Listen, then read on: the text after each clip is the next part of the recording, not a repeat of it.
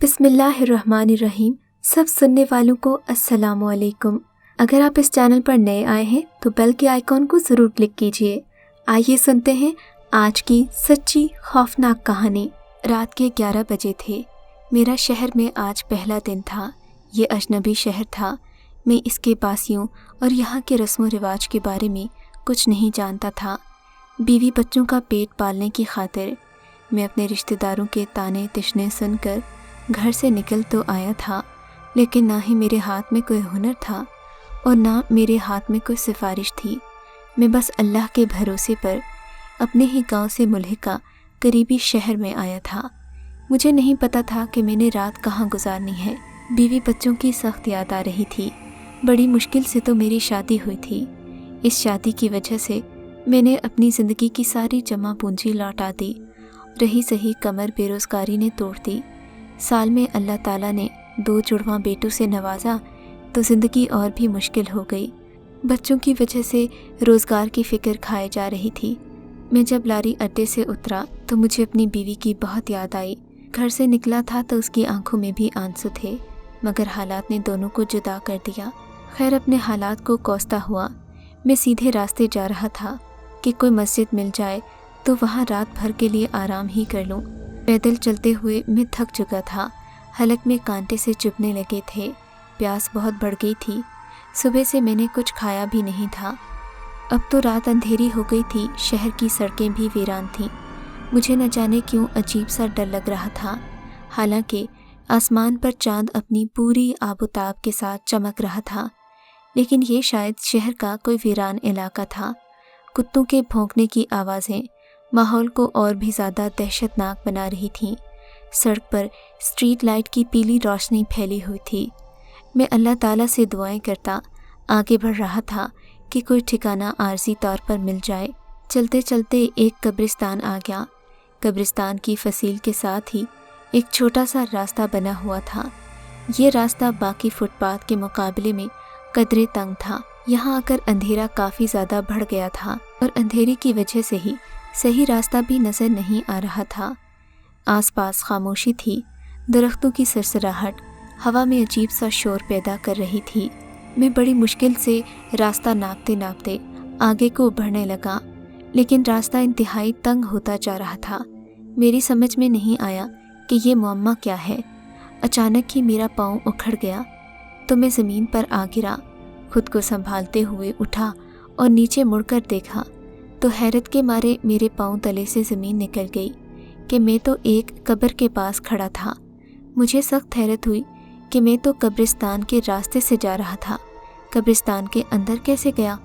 بہرحال نظریں دوڑا کر دیکھا تو یہ ایک بہت بڑا قبرستان تھا اور میں اس کے بیچوں بیچ کھڑا تھا۔ میری تو ریڑھ کی ہڈی میں سنسناہٹ کی لہر دوڑ گئی۔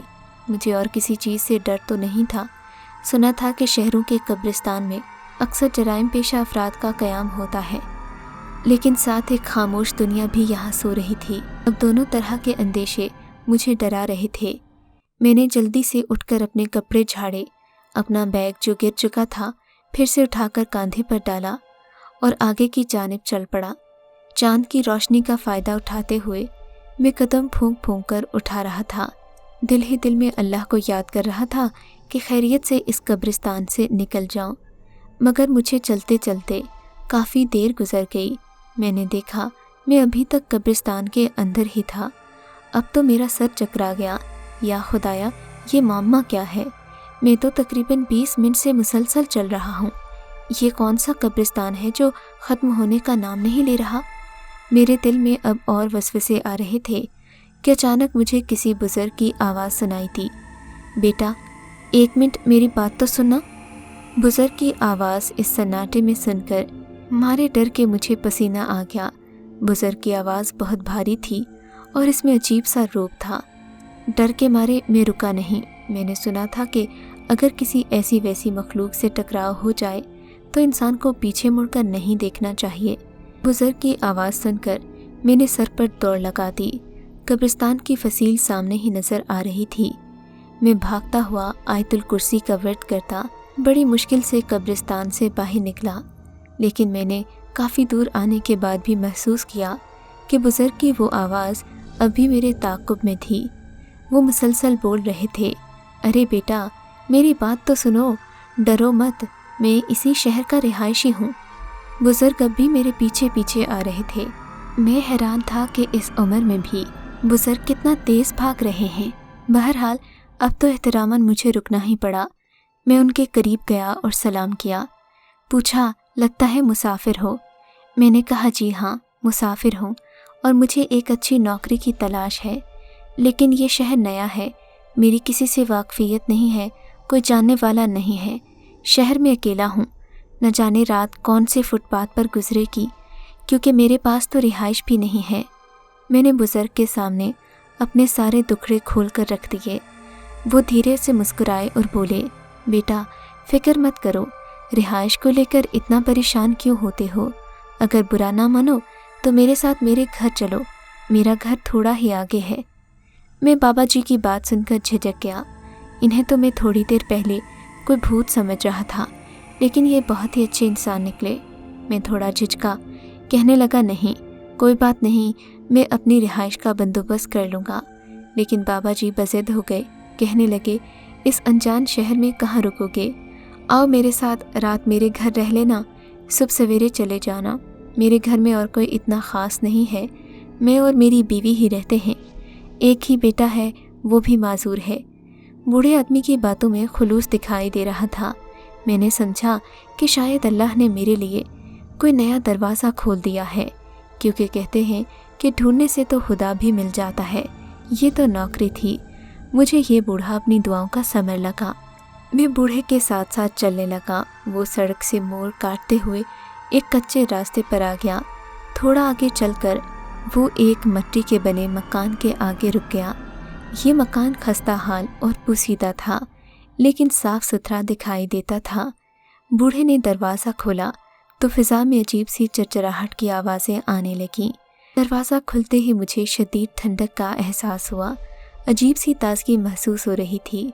चारों अतराफ में छोटे छोटे सब्ज़ पौधों से घिरा ये छोटा सा मकान यहाँ पर किसी जन्नत जैसा मंजर पेश करता था। बाबा जी के घर में इतनी सख्त गर्मी के बावजूद भी ठंडक और ताज़गी का एहसास हो रहा था। ये घर इतना बड़ा नहीं था। इसमें एक बरामदा था, जिसके दरमियान एक पुराना सा दरवाज़ा लगा हुआ था। बरामदे की दाईं जानिब एक आधी दीवार थी। उसके ऊपर एक छोटा सा तख्ता लगा हुआ था, जिस पर बर्तन पड़े थे। बूढ़ा शख्स मुझे अंदर ले गया। दीवार के कोने पर एक बूढ़ी औरत लेटी हुई थी, जबकि उसके साथ चारपाई पर पड़ा उसका माजूर बेटा सो रहा था। बुजुर्ग ने मुझे एक पुरानी सी कुर्सी पर बैठने का इशारा किया। मिट्टी के घड़े से ठंडा पानी पिलाया तो मुझे काफ़ी अच्छा महसूस हुआ। सफ़र की थकन तो गोया पानी से ही दूर हो गई। बूढ़े का शुक्रिया अदा किया। उसने मुस्कुराते हुए मुझे अपने पीछे आने का इशारा किया। फिर वो मुझे मकान की बाएं जानिब पिछली तरफ को ले गया। बूढ़े के हाथ में एक चाबी थी। उसने छोटा सा दरवाज़ा खोला जो एक छोटे से कमरे का था। ये शायद मेहमान खाना था। कमरे की लाइट ऑन की। बाथरूम का दरवाज़ा खोलकर कहने लगे, बेटा ये बाथरूम है, यहाँ तुम नहा भी सकते हो, और हाँ अगर तुम्हें भूख लगी है तो मैं तुम्हारे लिए खाने का बंदोबस्त भी कर देता हूँ। मैंने बाबा जी से कहा कि मेरे लिए इतनी तकलीफ़ न करें, आपने रात को मेरे लिए जगह बनाई है, मेरे लिए यही बहुत है। कहने लगे, इसमें शुक्रिया की कोई बात नहीं, इंसानों की मदद करना हमारा फ़र्ज़ है। ये कहकर बाबा जी चले गए। उनके जाने के बाद मैंने कमरे का जायज़ा लिया। ये कुशादा कमरा था। मैंने देखा इसमें एक खिड़की भी थी। खिड़की खोली तो ताज़ा हवा के झोंके मेरी रूह को सरशार करने लगे। बाबा जी कमरे से बाहर चले गए। मैंने दरवाज़ा बंद किया और नहाने के लिए बाथरूम में चला गया। गर्मी की वजह से और पसीना आने से अजीब सी करहत महसूस कर रहा था। मैंने बाल्टी में पानी निकाला और गुस्ल करके ताज़ा दम हो गया। हालांकि ये वक्त गुस्ल करने का नहीं था। बहरहाल अब मैं सोने की तैयारी कर रहा था। खिड़की खुली हुई थी। चांद की रोशनी से खिड़की के बाहर का मंजर साफ नज़र आ रहा था। अंदाज़ा लगाया जा सकता था कि इसी खिड़की के सामने कब्रिस्तान वाक़ है। बहरहाल मैं थका हुआ था, जल्द ही नींद की वादियों में खो गया। ये आधी रात का वक्त होगा कि अचानक सरसराहट के साथ कि अचानक मुझे खिड़की पर एक अजीब सी सरसराहट महसूस हुई। मैंने आंखें खोलकर देखा तो कोई भी नहीं था, अलबत्ता एक साया सा खिड़की के अंदर दाखिल हुआ। कमरे में आते ही इस साए ने एक खूबसूरत और भरपूर हसीना का रूप धार लिया। ये देखकर तो मैं हैरान ही हो गया। वो मेरे सामने आकर खड़ी हो गई। मैं समझा बाबा जी के घर की कोई लड़की है, लेकिन वो भला मेहमान के साथ ऐसा सलूक क्यों करती। लड़की मुझे उठने का इशारा कर रही थी। मैं उसे हैरान परेशान देख रहा था कि उसने आगे बढ़कर खुद ही मेरा हाथ पकड़ा। मुझे तो लगा किसी ने बर्फ़ की टुकड़ियाँ मेरे हाथ पर रख दी हूँ। उसका हाथ यख ठंडा था। वो मुझे अपने साथ चलने का कह रही थी। लड़की की बात ने मुझे खौफज़दा कर दिया। ना चाहते हुए भी मैं उसके साथ चलने लगा। उसने मेरा हाथ पकड़ा हुआ था। मैं खोए खोए से अंदाज में उसके साथ चल रहा था। वो मुझे कब्रिस्तान के साथ एक दरख्त के किनारे ले गई और यहाँ रुकने का इशारा किया। रात के इस पहर कब्रिस्तान में उस औरत के साथ चलते हुए मुझे डर भी लग रहा था। थोड़ी देर के बाद वो वापस आई तो उसके साथ एक और लड़की भी थी। वो उसकी तरफ इशारा करते हुए कहने लगी, तुम मुझे बहुत अच्छे और सच्चे नौजवान लगते हो, लेकिन तुम इस बूढ़े की हकीकत नहीं जानते। लड़की की बात सुनकर मैं सोच में पड़ गया। तुम कौन हो और मुझे क्यों बाबा जी के बारे में बताना चाहती हो? तभी वो लड़की गोया हुई, हमारा ताल्लुक इंसानों की दुनिया से नहीं है, लेकिन हमारा ख़ानदान इसी जंगल में आबाद था। ये बाज़ार की आबादकारी की वजह से काफ़ी मुतासिर हुआ था। इन्हीं दिनों यहाँ तिजारत की गर्ज से एक तिजारती काफ़िला आया, जिसमें शाम से आए हुए खूबसूरत लड़के भी मौजूद थे। हम दोनों उन लड़कों पर आशिक हो गईं, अपना दिल हार बैठीं। हमने बहुत कोशिश की कि इन नौजवानों से शादी कर लें। वो दोनों नौजवान हमारी ज़िद बन गए थे। आखिरकार जब हमसे बात ना बनी तो हमने अपनी ताकत के ज़रिए उन्हें इस बात पर मजबूर किया। जब वो बर्दाश्त न कर सकी तो जिस बूढ़े बाबे के तुम मेहमान हो, उसी के ख़ानदान का एक आलम था। जब उसे इस बात का इल्म हुआ तो उसने हमारे सारे ख़ानदान को यहाँ से भागने पर मजबूर कर दिया। हमारा ख़ानदान तो यहाँ से भाग गया, लेकिन हम न जा सकी। खुदा की करनी ऐसी हुई कि एक खौफनाक बीमारी इस शहर पर हमला आवर हुई। देखते ही देखते सारा शहर कब्रिस्तान में तब्दील हो गया। वो दोनों लड़कियां दोनों कब्रों की तरफ इशारा करते हुए रो पड़ीं। कहने लगीं, उस वक्त से हम इसी कब्रिस्तान में आबाद हैं और उन इंसानों के लिए दुआ करती हैं, लेकिन हमें अफसोस है कि इंसानों के इस ख़ानदान में आलिम दीन हमारी शादी के दरमियान रुकावट बन गया। उन दोनों लड़कियों की कहानी में अजीब सा दर्द था, मगर मुझे उनकी बातें गैर हकीकी मालूम हो रही थीं। तभी उनमें से एक लड़की आगे बढ़ी, मेरा हाथ थाम कर बोली, लेकिन क्या तुम जानते हो मैं तुम्हें यहाँ क्यों लाई हूँ? मैंने सवालिया नज़रों से उसकी तरफ देखा तो बोली, तुम्हारी शक्ल भी उन्हीं शामी नौजवानों से मिलती है जिन पर सालों पहले हम अपना दिल हार बैठी थीं। उस लड़की की बात सुनकर मैं चौंक गया। तो क्या अब इसका अगला शिकार मैं था? ये सोचकर ही मुझे झुरझुरी आ गई। मैं तो इनके शिकंजे में फंस चुका था। यहाँ से वापस जाना भी नामुमकिन था। तभी लड़की मेरी तरफ गौर से देखने लगी। उसने अपने सोने के कंगन मेरी तरफ उछालकर कहा, ये सोने के कंगन आज से तुम्हारे हुए, इनसे तुम माला माल हो जाओगे। ये तो अभी सिर्फ एक तोहफा है। अगर तुम हमसे शादी कर लो तो ज़िंदगी भर कभी गुर्बत में नहीं पिसोगे। तुम्हें अच्छी से अच्छी जगह पर नौकरी मिल जाएगी। उन लड़कियों की बातें सुनकर मुझे अजीब सी गड़बड़ का एहसास हुआ। मैं गरीब ज़रूर था, मगर बेकार नहीं था। जिन्नात में से तो क्या, कोई इंसानों में हसीन तर लड़की भी मुझे शादी की पेशकश करती तो मैं कभी अपनी बीवी जाहिदा को छोड़कर किसी और की तरफ आंख उठाकर न देखता। उसी लम्हे मैंने अपनी पूरी कुव्वत जमा करके अल्लाह ताला का नाम लिया। अल्लाह का नाम लेने की देर थी कि वो दोनों जिनसादियाँ मेरी आंखों के सामने से गायब हो गईं।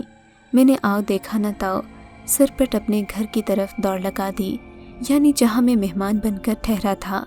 मैंने घर आकर देखा बाबा जी दरवाजे पर ही खड़े थे। उनके चेहरे पर गज़ब के आसार थे। कहने लगे, ये मेरे मेहमानों को तंग करती हैं, मैं इन्हें अच्छी तरह जानता हूँ, लेकिन इनके ख्वाब कभी पूरे नहीं होंगे। बुज़ुर्ग गज़बनाक अंदाज में कहते अंदर कमरे की तरफ चले गए। मैं समझ गया था कि کہ آج اس بزرگ کے بابرکت گھر نے مجھے بچا لیا، ورنہ نہ جانے میرا کیا ہوتا۔ بعد میں انہوں نے مجھے بتایا کہ اگر میں اس مخلوق کا تحفہ قبول کر لیتا تو یہ میرا برا حشر کرتی، مجھے اپنی دنیا میں لے جانے پر مجبور کرتی۔ میں نے اللہ کا شکر ادا کیا اور ایک رات وہاں گزار کر اگلے دن نوکری کی تلاش میں چل پڑا۔ آج سوچتا ہوں کہ اگر غربت کے ہاتھوں مجبور ہو کر ان کا تحفہ قبول کر لیتا تو شاید اپنے بیوی بچوں کے ہمراہ پرسکون زندگی نہ گزار رہا ہوتا۔ اس کہانی کو سنتے ہوئے آپ کو کیسا لگا اور اس کہانی کے بارے میں آپ کا کیا خیال ہے؟ ہمیں کامنٹس میں ضرور بتائیے گا۔